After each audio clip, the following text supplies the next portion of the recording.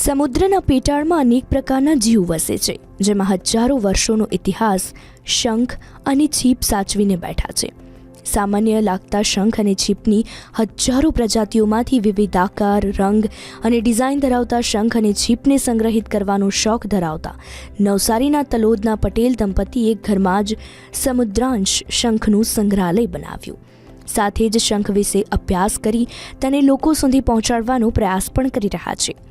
નવસારીના ગણદેવી તાલુકાના નાનકડા એવા તલોદ ગામે રહેતા મેહુલ પટેલને નાનપણથી જ સમુદ્ર પ્રત્યે લગાવ હતો, જેમાં પણ દરિયા કિનારે જાય તો શંખ, છીપ વગેરે શોધી લાવી તેનો સંગ્રહ કરતા.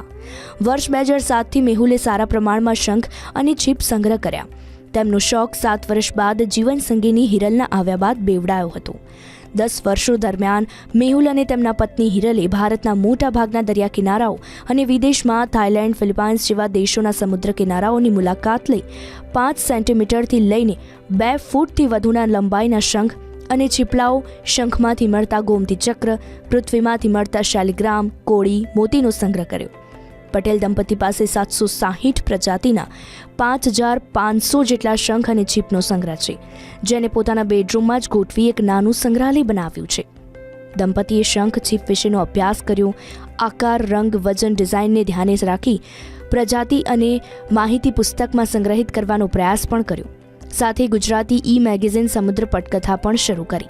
શંખ, છીપ વિશે માહિતી મેળવવા અથવા અભ્યાસુઓ માટે માર્ગદર્શન રૂપ કેડી કંડારી રહ્યા છે. આ વસ્તુને અમે લોકોને બતાવવા માટે ઘણા વાગે એક્ઝિબિશનો કરતા રહીએ છીએ, સેમિનારો કરતા રહીએ છીએ. આના માટે યુટ્યુબના માધ્યમથી અને ઇન્સ્ટાગ્રામના માધ્યમથી પણ અમે આગળ નોલેજ શેર કરીએ છીએ. અમારી પોતાની બુક પણ બનાવી છે, ડેટાબેઝ બુક છે અને મેગેઝિન છે. એના સાથે સમુદ્રને લગતા અન્ય વિવિધ જીવોનું પણ અમે અભ્યાસ કરીએ છીએ અને એમનું પણ કલેક્શન અમે કરેલું છે. અને આ તમામ જીવો અમે પ્રકૃતિને નુકસાન ન પહોંચે તે પ્રમાણે અમારા શોખને આગળ વધારી રહ્યા છે અને લોકોને મેક્સિમમ માહિતી મળે તે દિશામાં અમારું પગલું છે. કેવા પ્રકારના શંખ હોય છે? Design, colour?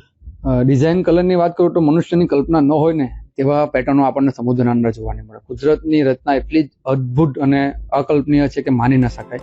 મેહુલભાઈના પત્ની હિરલબેનને કળામાં ઘણો રસ છે, જેથી પતિના શોખમાં તેમને તેમની કળામાં પણ વિકસાવવાનો સ્કોપ દેખાયો.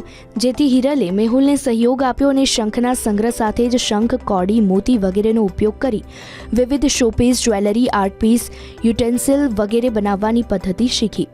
શંખ અમે જાતે પરચેસ કરીએ છીએ, દરિયેથી ઉચકતા નથી કે લેતા નથી. લોકો પાસે મંગાવીએ છીએ, એ અમારી પાસે આવે છે. આવીને અમારું કામ એવું હોય છે કે એનું નામ ડિસાઇડ કરવાનું. એક શંખ, એવા બહુ બધા શંખ હોય છે, એમાંથી એનો કલર, એનો આકાર પરથી એનું નામ ડિસાઇડ થાય છે અને બુકમાં અમે પબ્લિશ કરીએ છીએ.